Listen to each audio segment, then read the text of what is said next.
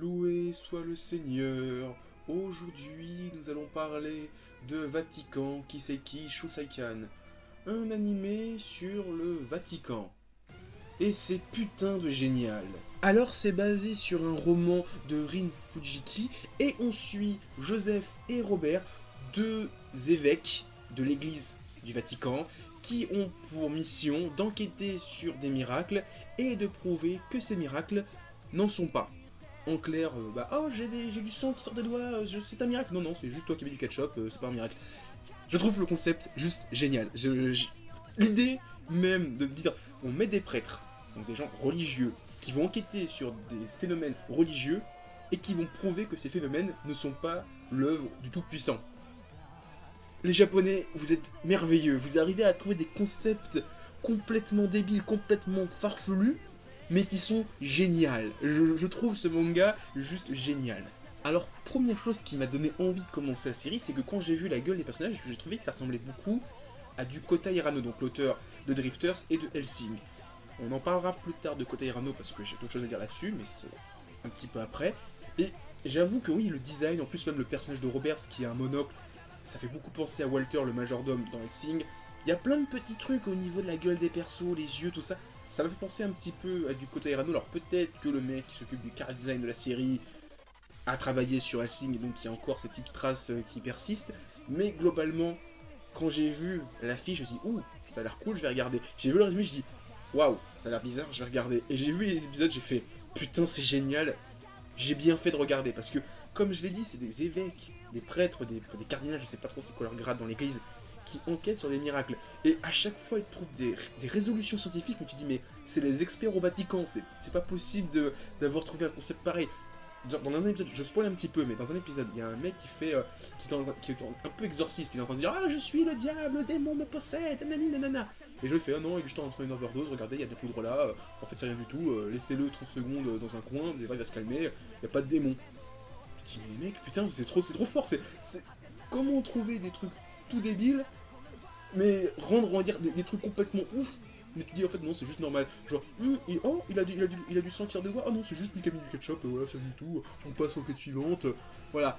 En plus à côté de ça, dans le premier arc qui dure 4 épisodes, il y a dans l'église où ils enquêtent donc pour les miracles, il y a des crimes sataniques qui sont mis à côté.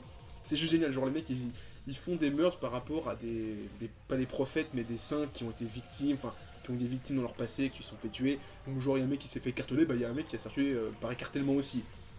Voilà, j'ai encore une fois c'est des idées, mais je dis mais c'est tout con, mais ça marche. Alors ça me fait beaucoup penser, alors je sais plus c'est quel film, peut-être que j'ai une connerie, mais je crois que c'est La Rivière Pourpre avec Jean Reno, où il y a aussi des crimes religieux. Alors peut-être que j'ai une connerie, je pense à un autre film, mais j'aurais dû vérifier avant, mais voilà, j'ai une connerie comme ça, voilà, au plus grand des calmes.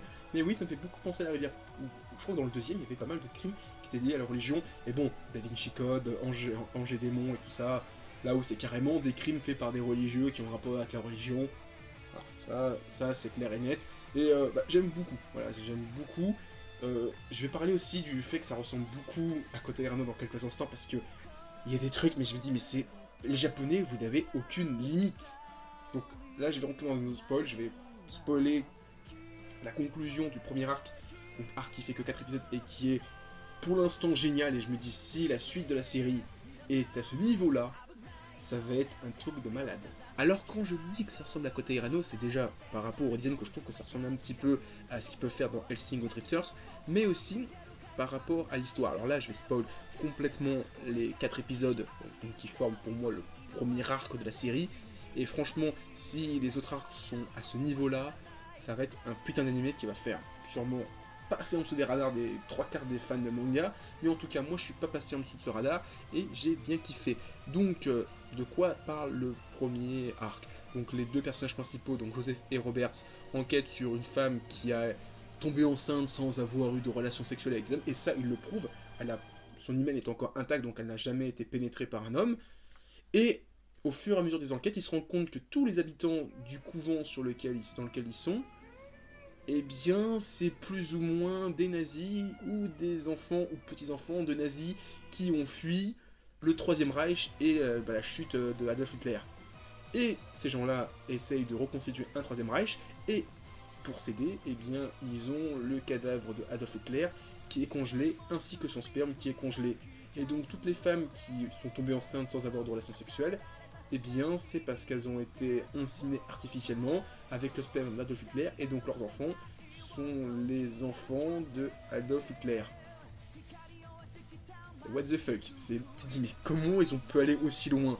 Mais c'est juste génial, tu te dis putain, attends, apporte l'enfant de Adolf Hitler, l'un des mecs les plus dangereux du siècle précédent. Genre le mec il a fait un massacre total, et ce qui est encore plus ouf, c'est qu'à la fin, il y a un personnage qui apparaît, qui a pour mission de détruire tout ce qui a un rapport avec le nazi et Adolf Hitler.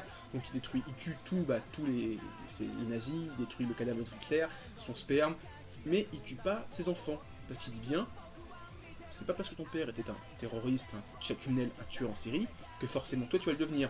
Et ça donne une petite touche d'espoir, de douceur, en disant bah ouais, forcément t'es pas parce que ton père est un criminel que tu vas en devenir un. Et ça, j'ai trouvé que ce message était vraiment pas mal. C'est au niveau de la paternité, de dire ouais bah pas parce que t'avais des parents fous que tu vas forcément devenir fou.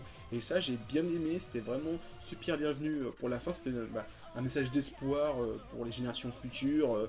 Et ça, j'ai bien aimé, c'était vraiment cool. Et Adolf Hitler, quoi, tu dis mais mec, ils ont réussi à foutre Adolf Hitler là-dedans, c'est juste génial. Tu dis oh c'est le Vatican, ça va être sympa, on va voir la religion. Non, non, on trouve Adolf Hitler dès le premier arc. Alors j'ai hâte de voir le prochain arc de quoi il a parlé, je sais pas encore, j'ai pas encore vu l'épisode 5. En montant de cette vidéo, j'ai vu que les 4 premiers épisodes, et c'était vraiment génial. Alors j'espère que ça va pas se casser la gueule après, mais en tout cas là, pour l'instant, j'ai kiffé. Et voilà, c'est tout ce que j'avais à dire sur la série Vatican Kiseki Shusaikan. C'était vraiment une bonne série, une bonne découverte, j'ai hâte de voir la suite. Si vous voulez mon avis sur les prochains épisodes de la série, allez sur mon Twitter avec le lien qui est ici et qui est aussi dans la description. Vous pourrez suivre la suite de mes avis, parce qu'à chaque fois sur Twitter, je poste mon avis sur chaque épisode de chacune des séries que je regarde dans cette saison et que je vais sûrement poursuivre dans les saisons suivantes. Mettez un petit pouce bleu pour me dire que vous avez aimé la vidéo, mettez un commentaire pour me dire ce que vous avez pensé de la vidéo et de la série, partagez la vidéo pour la faire découvrir au plus grand nombre, suivez-moi sur mes réseaux sociaux comme Facebook et Twitter avec les liens qui sont ici et là-dedans. Et voilà, c'est tout ce que j'avais à dire, donc je vous dis à la prochaine, continuez à lire des mangas, à regarder des animas, et à vous éclater en les regardant. Allez, namasté tout le monde.